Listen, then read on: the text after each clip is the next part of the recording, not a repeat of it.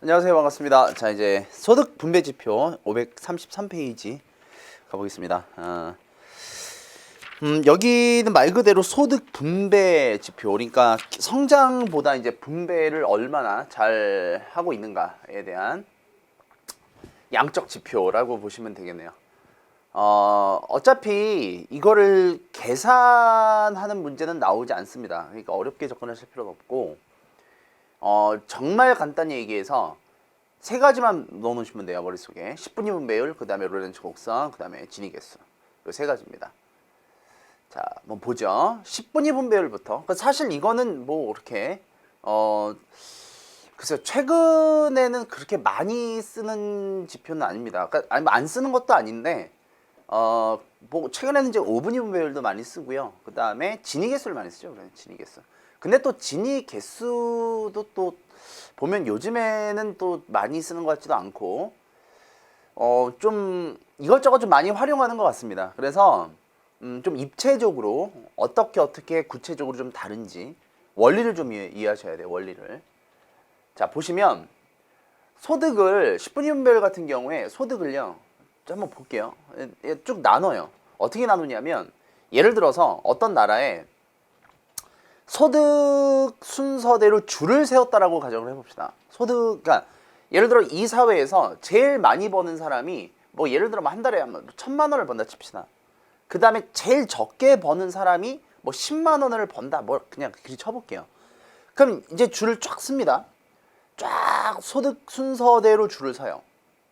물론 실제 일어날 수는 없는 일이지만 줄을 씁니다. 그러면 이 중간에 딱 중간 소득자가 있겠죠. 딱 이걸 우리가 뭐라고 하냐면 중위소득이라 그래요. 중위소득. 뭐 그냥 편의상 500만 원이라 합시다. 그냥 편의상. 자, 그러면 자, 한번 보시면 소득을 쫙 줄로 세웠을 때 지금 상위 하위 이렇게 나눠놨죠. 자, 이제 보시면 자, 최하위 40%랍니다. 그러니까 쭉 세웠을 때 대략 뭐 이쯤이라 해볼게요. 하위 소득자 40%, 그러니까 하위 소득을 차지하는 그룹 40%에 해당하는 그룹이고, 그 다음에 상위 20%를 차지하는 얘네들이 있다 칩시다. 그래, 이렇게 한번 해볼게요. 그러면 자, 말 그대로 이제 이거는 공식만 이해하시면 되는데, 상위 20%와 하위 40%를 대비했을 때, 자, 말 그대로 하위 40% 계층의 소득이 커지면 10분위 분배율 값도 커지겠죠. 그러니까 얘를 분자라고 하고 얘를 분모라고 하고 얘를 또 분자라고 하지 않습니까? 이게 너무 간단한 거예요. 자, 그래서 자, 여러분들이 생각해 보셨을 때 하위 소득자가 많아졌습니까? 상위 소득자가 많아졌습니까? 하위 소득이 차지하는 점유 비중이 커야 좋은 거죠. 그러니까 지금 이거는 소득 점유율이에요. 소득 점유율. 즉, 자, 인구를 딱 나눴어요. 한 줄로 쫙 세웠습니다. 한 줄로 쫙 세웠을 때 밑에서 40명을 자른 거예요. 위에서 40명을 잘랐습니다. 그러면 얘네들이 전체 소득 중에 얘네가 차지하는 비중과 전체 소득 중에 얘네가 차지하는 비중이 있을 거 아니에요. 그죠? 그러면 얘네들의 값을 이렇게 분수식으로 표현했을 때 10분위 분배율이 커지냐 작아지냐에 따라서 그 나라가 얼만큼 소득 분배가 균형 있게 이루어지고 있느냐를 파악하는 겁니다. 자, 그래서 결론적으로 10분위 분배율은 커야 좋아요. 무조건 커야 좋습니다. 자, 근데 반대로 뭐가 있냐면 반대로 5분위 분배율이라는 게 있어요. 5분위 분배율은 반대입니다. 작아야 좋습니다. 작아야. 자, 5분위 분배율은 상위 20% 소득, 하위 20% 소득 대비합니다. 이렇게 해서 자, 5분위 분배율 값을 나타내는데, 자, 반대로 이제 얘네들은 상위 소득자가 분자에 와 있으므로 얘네가 커지면 5분위 분배율도 커지게 되죠. 이런 경우 소득 분배가 균형 있게 이루어지고 있다라고 말하지 않습니다. 자, 그래서 반대로 작을수록 좋다는 거. 네, 글쎄 5분위 분배율은 뭐 나올지는 모르겠어요. 자, 그 다음에 이 10분위 분배율을 보셨으면, 자, 요거를 근거로 해서, 자, 요거를 이제 그래프로 나타낸 게 바로 로렌츠 곡선입니다. 자, 로렌츠 곡선을 보시면, 자, 자, 여기 이제 완전 균등선이 있다 쳐볼게요. 자, 예를 들어서 소득 분배가 이렇게 돼 있습니다. 이 직선은 뭐냐면 말 그대로 완전 균등선이에요. 실제로 존재하지 않죠, 이런 건. 실제로 존재하지 않습니다. 그러니까 가상의 선을 그어 놓은 거예요. 이 원리는 뭐냐면, 자, 인구가 점점 이렇게 증가할 때 소득 점유 비중이 이렇게 올라갑니다.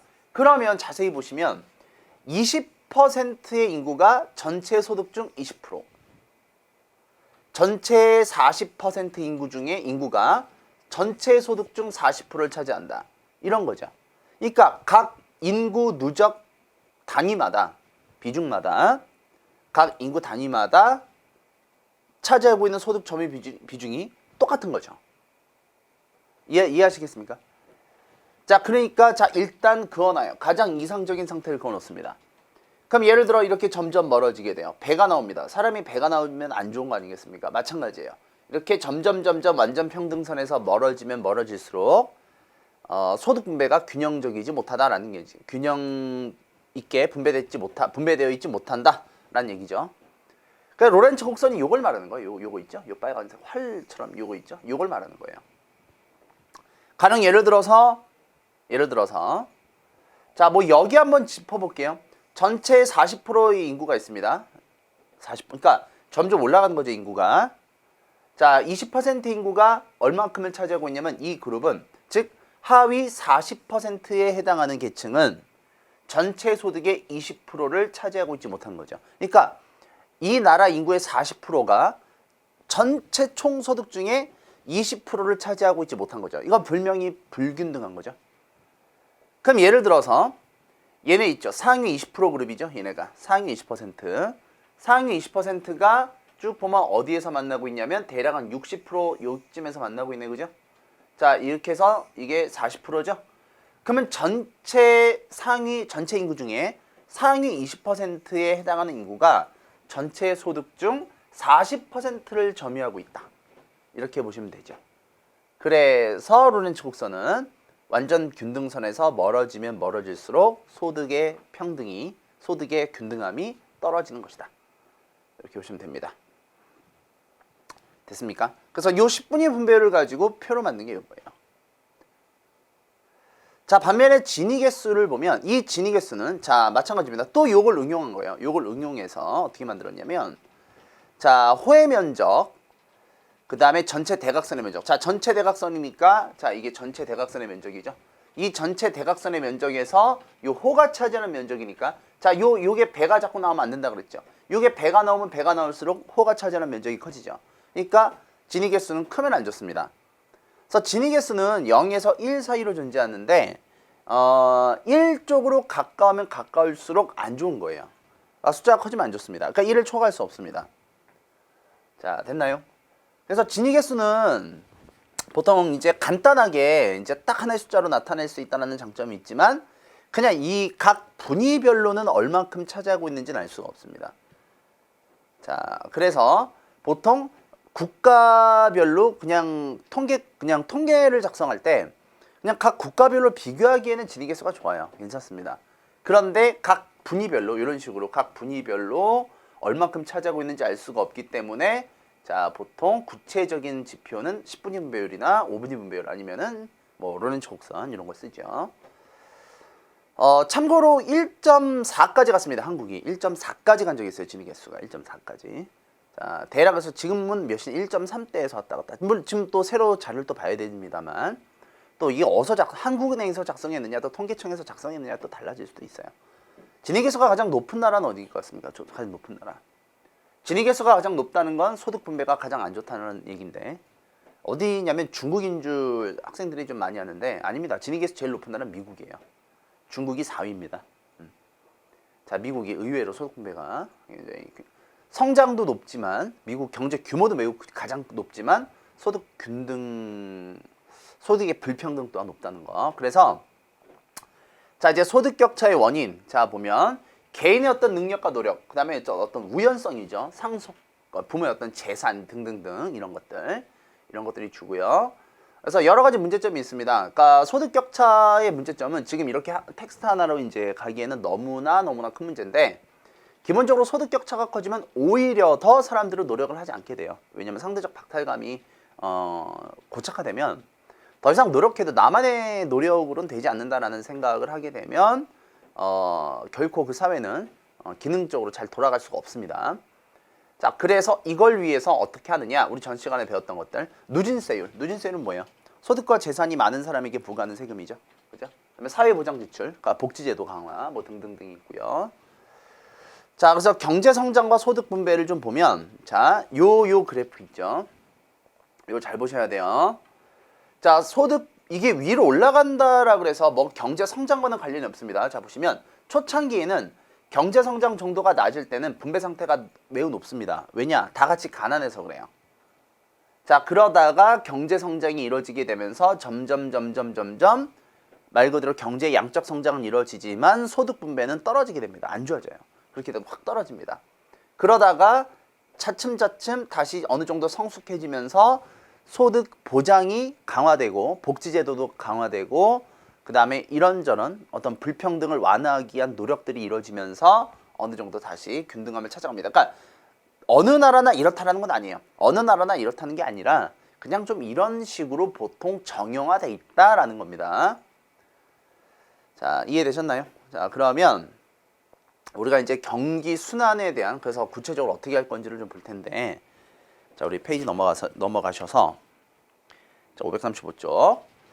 자, 기본적으로 경기라고 하는 거는 이제 얼만큼 말 그대로 이제 경제 활동이 활발하냐의 문제죠.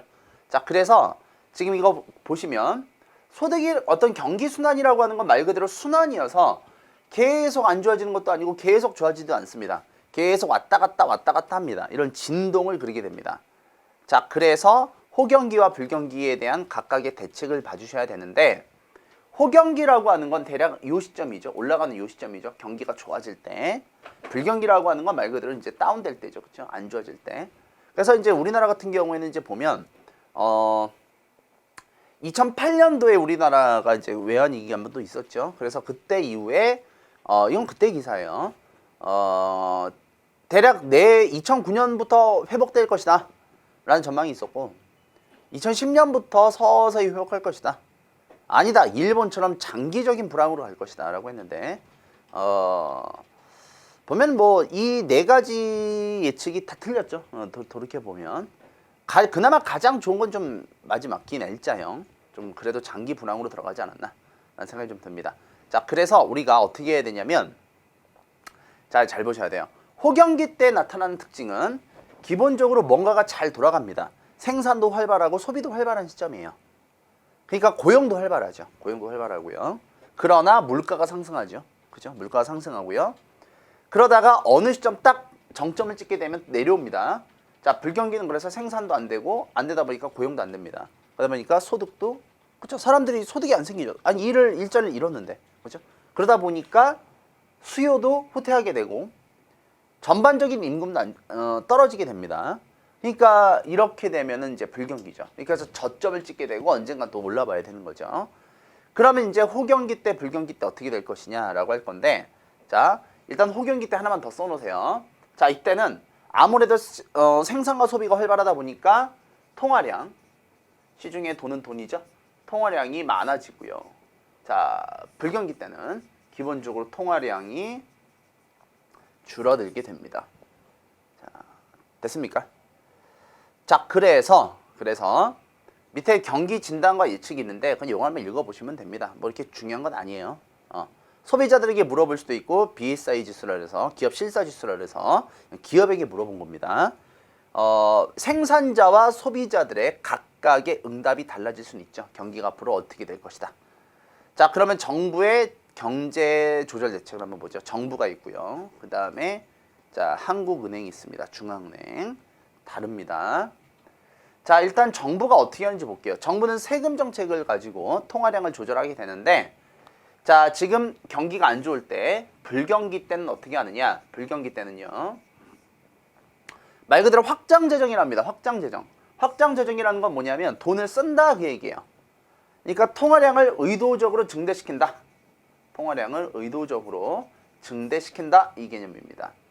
자, 그러다 보니까 정부가 돈을 써야 되죠. 풀어야 되죠. 그죠? 그러니까 정부가 돈을 썼기 때문에 정부 입장에서 적자 예산이에요. 그러니까 정부 입장에서 정부 돈을 퍼줬기 때문에 적자 예산이고요. 자, 확장 재정이라고도 합니다. 예산과 재정은 달라요. 재정 말 그대로 이제 국가가 보유한 재산을 말하고요. 쉽게 말하면 이 예산이라고 하는 건 그 한 해에 써야 될 어떤 씀씀이를 이제 예산이라 하죠. 자, 그러면 잘 보세요. 정부가 돈을 써야 되는 타이밍에서는 기본적으로 세출이 증가한다. 세출이 뭐냐면 세입의 반대죠. 세입의 반대, 세출. 그러니까 돈을 쓴다는 얘기고요. 자, 말 그대로 통화량을 늘려줘야 되는 상황이기 때문에 세입을 늘리진 않습니다. 세금을 더 걷진 않습니다. 자, 지금 경기가 안 좋을 때예요, 지금. 자, 그래서 한국이 좀 지금 반대죠. 그죠? 지금 경기가 이렇게 안 좋은데 지금, 그죠? 되려 세금을 좀 늘리고 있는 편이라서. 어쨌거나 정부가 의도한 건 뭐냐? 국내 총수요의 증가. 총수요 뭐였었어요? 총수요는 뭐였었습니까? 뭘로 구성됩니까? G. 그 다음에 뭘로 구성되죠? 자, I. 그 다음에 X 이렇게 구성되죠. 그렇죠? 그 다음에 하나 또 있죠? C. 그죠? 자, 소비, 개인 소비, 정부 지출, 기업의 투자, 그 다음에 순수출 이거였죠. 그렇죠? 이걸로 구성되죠. 자, 그래서 총수요를 증가시키려는 목적을 갖고 있습니다. 목적. 돈을 써서라도 수요를 증대시키겠다. 그죠? 그러니까 미국의 뉴딜 정책이 이거죠. 자, 또 하나 금융 쪽에도 손을 대게 되는데 금리는 근데 사실 밑에 한은에서 좀 봐주긴 봐줘야 돼요. 한국은행. 금리라고 하는 건 이자죠. 이자. 그러니까 이자를 금리를 인하시킨다라고 하는데 인하시키면 아무래도 이자가 싸지니까 기업 입장에서 어때요? 돈을 빌리기가 쉽죠. 기업 입장에서 돈을 빌리면 이 빌린 돈 가지고 뭐 하겠습니까? 투자하겠죠. 고용하겠죠. 그렇죠?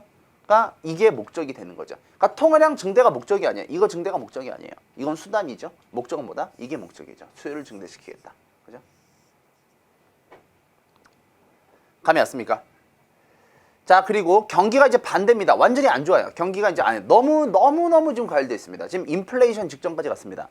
생산 소비가 모두 활발할 때예요. 너무너무 활발해서 지금 인플레이션 직전까지 왔다. 이제 이때 호경기죠. 호경기. 그럼 호경기 때 어떻게 하는지 볼게요. 자, 이때는 긴축재정이랍니다. 긴축재정. 긴축재정이라고 하는 건 말 그대로 긴축 끌어당긴다는 얘기예요. 그러니까 정부가 시중에 있는 돈을 빨아온다, 끌어온다라는 얘기입니다. 그러다 보니까 목적은 뭐다? 통화량을 일단 낮추는 거, 통화량을 감축시키는 게 목적이죠. 일단은. 그래서 정부 입장에서 돈을 끌어왔기 때문에 정부 입장에서 흑자를 받죠. 흑자 예산입니다. 자, 그래서 이번에 반대로 가죠. 자, 세입을 증가시킨다. 세금 많이 걷죠. 왜냐? 시중에 있는 통화량을 일단 뺏어와야 되니까. 세출 감소, 더 이상 돈을 쓰지 않죠. 수요를 어느 정도 감소시키려고 하는 겁니다. 그래서 불경기를 조장하는 게 아니에요. 절대. 불경기를 조장하는 게 아니라 안정체계에 들어갔다라고 합니다. 안정체계에 들어갔다. 그러니까 요즘에 이런 말 많이 쓰죠. 양적 완화 이런 말 많이 쓰죠. 양적 완화 이런 말로도 많이 쓰죠. 마찬가지입니다. 이자를 높여요. 이자를 높여서 어떻게 하면 이자를 높이면 기업 입장에서 대출받기가 조금 까다로워졌죠. 그렇죠? 가게 입장에서도 은행으로부터 대출받아서 뭔가를 사겠다라는 생각은 하지 않을 겁니다. 자, 그래서 전체적인 통화량을 줄어들게 해서 수요를 감소시키려고 하는, 즉 불경기를 조장하는 게 아니라 안정화시키려고 한다는 거, 이걸 기억하셔야 됩니다. 자, 그래서 정부는 결국 세금과 그 다음에 재정정책을 통해서 위에 했던 얘기니까 똑같아요. 똑같은 얘기입니다. 지금. 자, 요걸 토대로 해서 시장의 경기를 조절한다라는 거, 자, 이렇게 보시면 되고요. 그 다음에 한은 볼게요. 한국은행. 자, 한국은행이라기보다 정확히 말하면 중앙은행인데 요걸 이렇게 어려워하더라고요. 요 어려운 것도 아닌데. 자, 반대로 볼게요. 경기 과열이라고 하는 건 지금 인플레이션 직전이죠. 경기 침체는 디플레이션 직전입니다. 그죠? 자, 그러면 금리를 똑같아요. 금리를 높인다라고 하는 거는 자생각 사람들의 경제적 유인을 이용하는 거잖아. 지금 한국은행에서 이자율을 높였다, 금리를 높였다라고 한다면 사람들은 대출을 받겠어요, 저축을 하겠어요? 저축하겠죠. 그죠? 저축을 하지 않겠습니까? 저축을 안 한다는 건, 저축을 많이 한다는 건 그만큼 소비를 줄이겠다는 얘기 아닙니까? 그죠? 자, 그러면 자세히 보시면 금리를 높이면 기업의 생산은 어느 정도 줄어들 수밖에 없을 것이고, 그러면 자, 실업은 높아질 수도 있습니다. 그렇죠? 그러니까 우리 전에 봤었죠. 물가와 실업은 반비례 관계 있다는 거. 이거 중요한 거죠. 물가와 실업은 좀 반비례 관계 있다는 거. 그래서 경기가 과열돼 있을 때는 약간 이것도 둔화라고 쓰긴 했지만 약간 안정책이라고 좀 고쳐봅시다. 자, 마찬가지입니다. 경기 침체. 자, 경기가 지금 너무 안 좋아요. 그러면 이자를 낮춥니다. 이자를 낮추면 사람들이 돈을 많이 쓰려고 하겠죠. 그러면 상대적으로 저축률은 떨어지겠죠. 그러다 보면 기업 입장에서 투자할 여력이 많아지게 되고, 투자를 하다 보면 고용도 늘어나니까, 그렇죠? 다시 경기를 회복시키려는. 그러니까 위랑 똑같습니다. 자, 정부의 이건 무슨 정책이에요? 경기 과열되는 긴축 재정이랑 똑같은 거죠, 이게. 이거는 확장 재정이랑 똑같은 거고요. 그렇죠? 됐습니까? 자, 그래서 요 금융 조절 정책을 한번 보면요. 자, 지금 이거를 뭐 자세히 할 필요는 없어요. 자세히 볼 필요는 없고요. 뭐 이걸 그다지 여러분들이 그냥 좀 알아듣기 쉽게만 좀 정리를 좀 해드릴게요. 자, 보시면 지급준 비율은 뭐냐면 지준율이라는 게 있어요. 지준율은 자, 보시면 여기서 내가 시중은행이라고 써놨는데, 시중은행은 우리가 알고 있는 그 시중은행입니다. 뭐 국민은행, 우리은행, 신한은행 이런 것들이고요. 그 다음에 중앙은행이 한국은행이죠. 한국은행은 개인 상대로 거래하지 않죠. 그렇죠? 은행을 상대로만 거래합니다. 그러면 이런 거 한번 생각해 보셔야 돼요. 이 지급준비율은 뭐냐면 고객의 인출 요구에 대비하여 중앙은행이 적립해야 된다라고 했는데, 만약에 내가 우리은행에 얼마의 예금이 있는데 내가 은행에 돈을 찾으러 갔습니다. 근데 경기가 안 좋아서 은행이 돈이 없다 그래요. 그럼 말이 안 되지 않습니까? 그러니까 이런 비상사태에 대비하기 위해서 시중은행은 자기네가 갖고 있는 예금의 일부를 한국은행에 맡겨야 됩니다. 보증금 쪽으로 맡겨야 됩니다. 왜냐? 말 그대로 비상금 쪽으로 어느 정도의 금액을 한국은행에 보관하게끔 하는 거예요. 자, 그러면 지급준비율은 이렇게 되는 거죠. 만약에 우리 지점에 100억이 있는데, 예를 들어 지준율이 20%라 합시다. 20%라고 할게요. 그러면 자, 지금 20억을 한국은행에 맡겼으니까 얘네가 갖고 있는 가용할 수 있는 금액은 얼마입니까? 80억이 되는 거죠. 80억. 근데 만약에 지급준비율을 30%로 올렸어요. 그러면 30억을 한국은행에 예치시켜야 되죠. 그럼 70억이 되는 거죠. 그렇죠? 그럼 너무 당연한 얘기예요. 지급준비율을 높인다라고 하는 건, 지급준비율을 높인다? 그러면 은행은 70억이 남는 거니까 당연히 금리는 높아질 수밖에 없죠.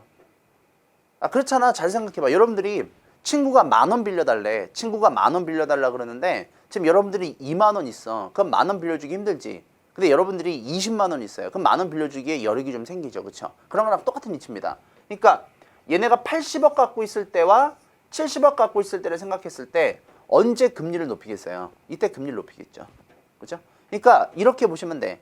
결론적으로 앞뒤만 딱 띄어 얘기를 해드리면 지준율을 높인다?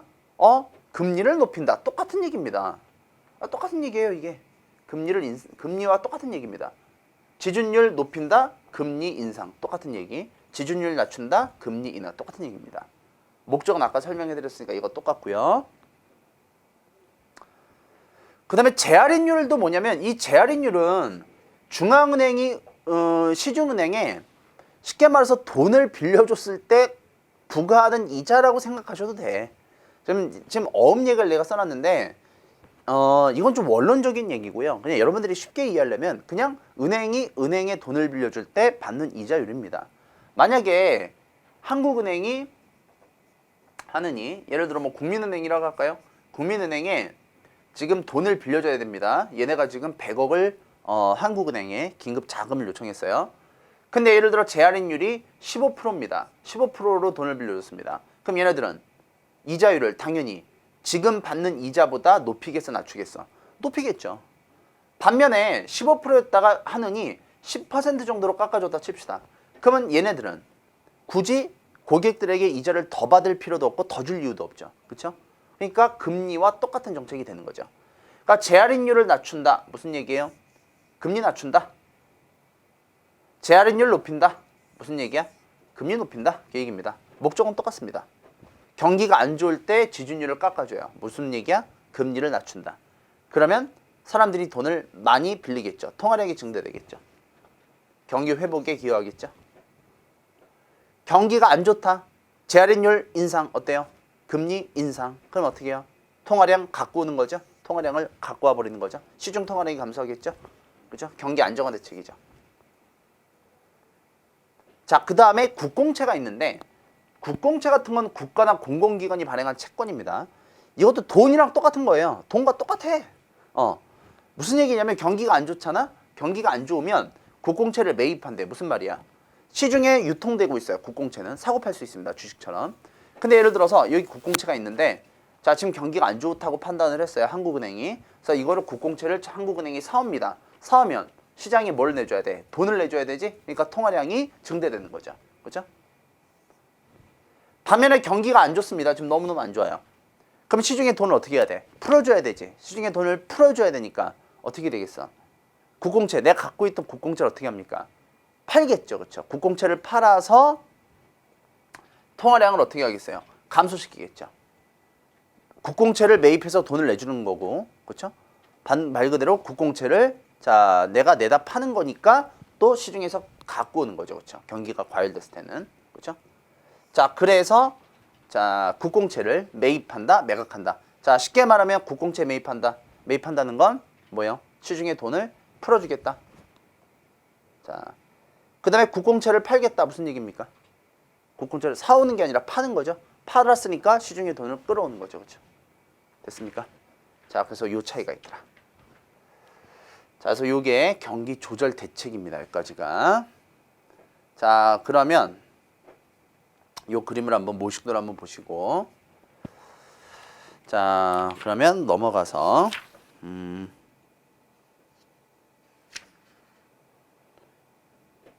문제를 한 두어 개 좀 풀어보죠. 문제를 한 두어 개 정도. 자, 우리 기출문제. 자, 요 문제 한번 풀어볼게요. 2번. 저번 시간에 배운 것까지 해서. 자, 기업과 니은에 해당하는 사람들이 도표를 분류할 때 이동 방향을 골라라. 자, 지금 보면 20만 명이 몰려들었답니다. 10만 명을 뽑는데. 그러나 탈락자들 가운데 구직 활동을 하지 않는다라는 사람이래요. 그럼 니은은 뭐예요? 실업자가 아니죠. 비경제활동 인구로 빠지겠다는 거죠. 경제활동 인구와 비경제활동 인구의 차이는 경제활동의 의사가 있다 없다 이 차이니까. 그 다음에 다음 달부터 일을 한답니다. 이 사람들은 취업자죠. 자, 이제 그러면 자 보시면 실업자였죠. 기억은 자 실업자였다가 일할 의사를 포기했죠. 그러니까 어디로 간 겁니까? B로 간 거죠. 뒤에서 B로 갔고요. 그 다음에 자 그 사람들도 어떻게 됐냐면 실업자였다가 이제 뭐가 됐어요? 취직을 했으니까 취업자가 되는 거죠. 뒤에서 C로 갔네요. 그죠? 자, 그래서 뒤에서 B로 가고 뒤에서 C로 간 거. 자, 몇 번이죠? 5번 이렇게 되겠습니다. 그 다음에 뭐 요거 자, 요거 한번 보죠. 연도별 물가 상승률과 실업률 점점 물가가 오르고 있고 쫙 올랐어요. 그러다가 이제 다시 조금 회복되고 있습니다. 자, X축은 실업률이고요. 자, 바로 보죠. 98년은 2004에 비해 경기가 안정적이었을 것이다. 자, 98년 보시면 물가 상승률 떨어졌고 실업률도 떨어졌습니다. 그러니까 물가 상승률이 떨어졌으니까 불경기예요, 아니면 호경기예요? 불경기죠. 실업률도 낮잖아. 그러니까 안정적이다라고 볼 수 있나? 2004년 어때요? 물가는 올랐지만 실업률이 그렇게 높진 않네요, 그죠? 자, 그래서 경기가 안정적이다라고 말할 수 있는가? 자, 그 다음에 니은 2000에서 2002년까지 요때네요. 물가가 가파르게 오를 때 정부의 긴축 정책이 효과적으로 시행됐을 것이다. 긴축 정책은 말 그대로 시중의 통화량을 갖고 오는 거잖아요. 그렇죠? 경기가 너무 과열됐을 때 정부가 시중에 있는 통화량을 갖고 오겠다는 건데, 자, 그러면 물가가 안정돼야 됩니다. 자, 그런데 봤더니 2000에서 2002년 갑자기 수직으로 올랐어요, 물가가. 그죠? 그리고 실업률은 그대로 갔습니다. 굉장히 안 좋은 상태죠. 자, 그러니까 긴축 정책이 효과적으로 시행되지 못했지 않았을까. 그다음에 2003년 보면 자, 스태그플레이션. 스태그플레이션은 경기도 안 좋은데 물가도 올라가는 상태입니다. 그럼 2003년 보시면 물가 올랐으니까 맞죠? 인플레이션적 요소 맞죠? 실업률이 올라갔으니까 경기도 안 좋네요. 그러니까 스태그플레이션 상태였을 것이다. 괜찮을 것 같고. 자, 그 다음에 2005년에는 세입을 늘리는 정책이 필요했을 것이다. 2005년 봤더니 자, 경기가 좋죠? 실업률도 떨어졌죠? 경기가 굉장히 좋네요. 자, 그러니까 세입을 늘린다. 자, 세입을 늘린다는 건 뭐였어요? 정부가 긴축 재정하겠다는 거죠. 정부가 시중에 통화량을 갖고 오겠다는 거죠. 그렇죠? 자, 그래서 기역, 디귿, 리을. 정답 몇 번? 4번 이렇게 되겠습니다. 그래서 좀 기역 지문 선지 같은 건 좀 문제가 좀 있어 보입니다만. 자, 2004년에 비해 안정적이다라고 했는데 자, 경기가 안 좋다는 얘기고요. 거라고 이제 보시면 되겠습니다. 자, 그다음에 실업은 일단 넘어갑시다. 넘어가고요. 6번 풀어볼게요. 6번. 자, 어느 학생의 경제 노트 내용이다. 옳은 것은 자, 가는 구매하고자 하는 총량이니까 총수요 CIGX. 그 다음에 판매 총량이니까 총공급이 되겠습니다. 자, 기업의 투자 증가는 가를 감소시킨다. 자, CIGX 중에 기업의 투자는 I에 해당하죠. 그러면 투자가 증가되면 총수요는 증가하죠. 왜 감소합니까? 그 다음에 정부의 소득세 인하랍니다. 세금은 깎아주는 거죠. 정부의 소득세 인하는 가를 증가시킨다. 그러겠죠. 아무래도 소비와 관련이 있으니까. 그렇죠? C가 소비니까. 맞죠? 생산 기술의 향상은 나를 증가시킨다. 물가를 상승시킨다. 라고 했고요. 그 다음에 리을 원자재 가격 상승은 나를 감소시킨다. 자, 원자재 가격이 감소됐다라고 가격이 올라갔다는 건 그만큼 총 공급이 줄어들 이유가 되겠죠. 그렇죠? 원자재 가격이 올랐으니까 당연한 거죠. 그렇죠? 그러다 보면 스태그플레이션을 유발할 수 있다라고 했습니다. 자, 스태그플레이션이 뭐예요? 스태그플레이션은 물가를 상승시키는 거죠. 그렇죠? 물가 상승. 그렇죠? 총 공급이 후퇴하면 물가가 오르지 않습니까? 그렇죠? 자, 그래서 괜찮네요. 자, 그래서 정답은 니은과 리을 4번 이렇게 되겠습니다. 자, 그 다음에 아이고, 자, 화면이 확 커져서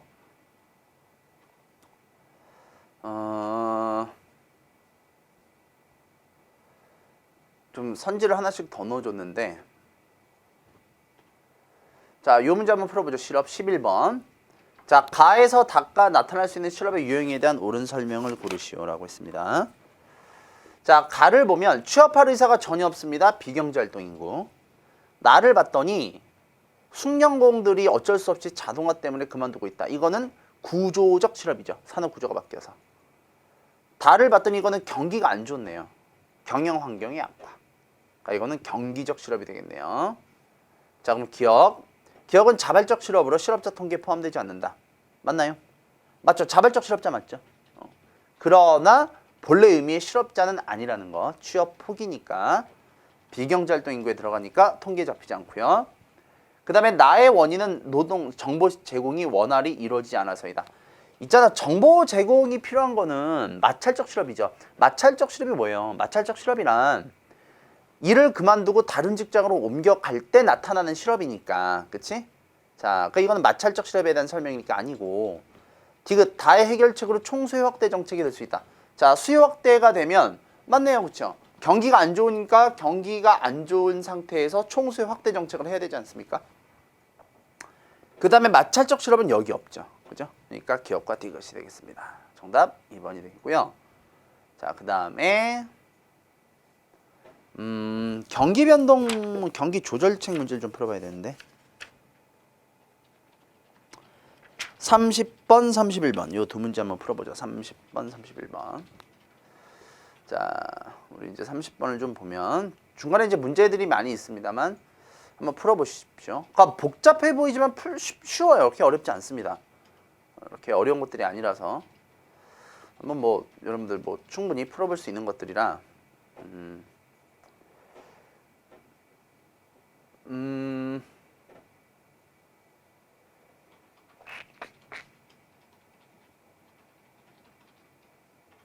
그래요. 요거 한번 보죠. 자, 요거.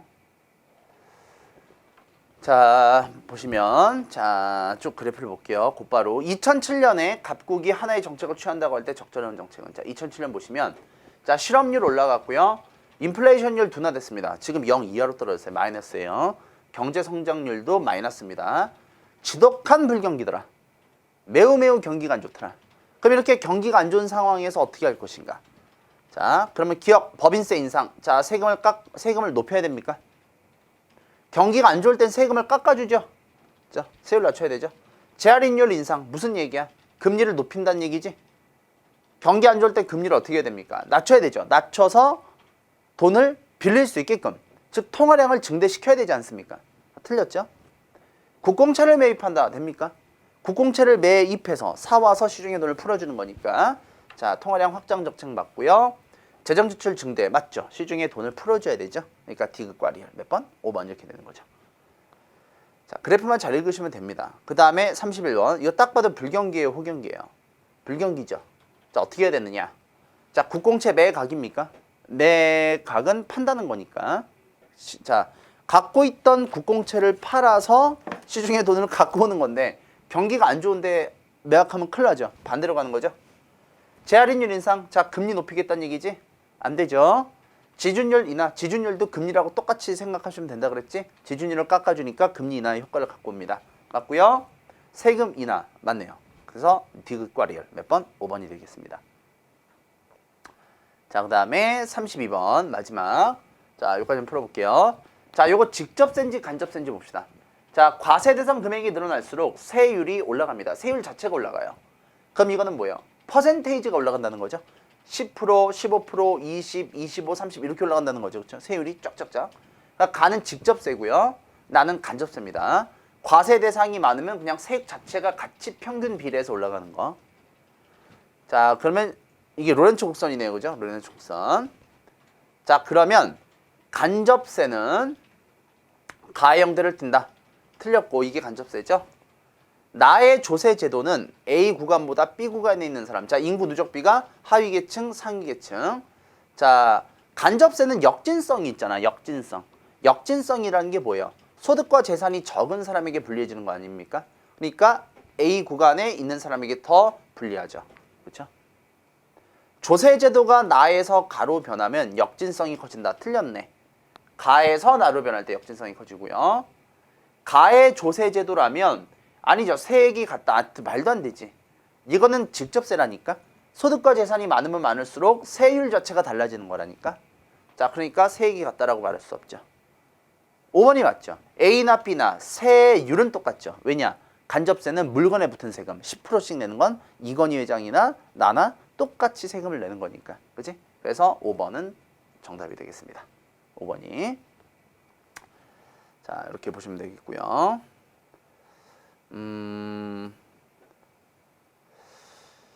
마지막 요거 하나 풀어볼까요? 자, 34번. 과세 대상 금액과 세율의 관계이다. 자, 과세 대상 금액이 늘어날수록 세율이 점점 증가하는 모습을 보여주고 있습니다. 직접세죠. 역진세의 성격이 강하다. 아이고. 역진세는 간접세죠. 그렇죠? 자, 틀렸고. 과세 전에 비해 과세 후에 소득 격차가 작다. 그치? 소득 재분배에 기여하는 게 직접세니까. 부가가치세는 천연적인 간접세 아니겠습니까? 비례세에 비해 조세의 소득 재분배 효과가 크다. 괜찮네요. 그죠? 니은과 리을이 되겠네요. 어딨나요? 4번 이렇게 되겠네요. 그래서 뭐 여기까지 한번 봤습니다. 자, 나머지 문제도 여러분들 한번 풀어보시고 일단 전체적인 내용이 좀 많이 있는데 그렇게 내용 자체가 뭐 물론 이게 뭐 아주 쉽진 않죠. 아주 쉽진 않지만 좀 문제를 좀 풀어보시면 좀 감이 좀 오실 겁니다. 그래서 다시 한번 뭐 제가 말씀을 안 드려도 다 풀어보셔야 되는 거니까 이렇게 한번 준비를 해보시고요. 자, 저는 다음 시간에 자 마지막 단원 자 이제 국제수지 환율 파트에서 찾아뵙도록 하겠습니다.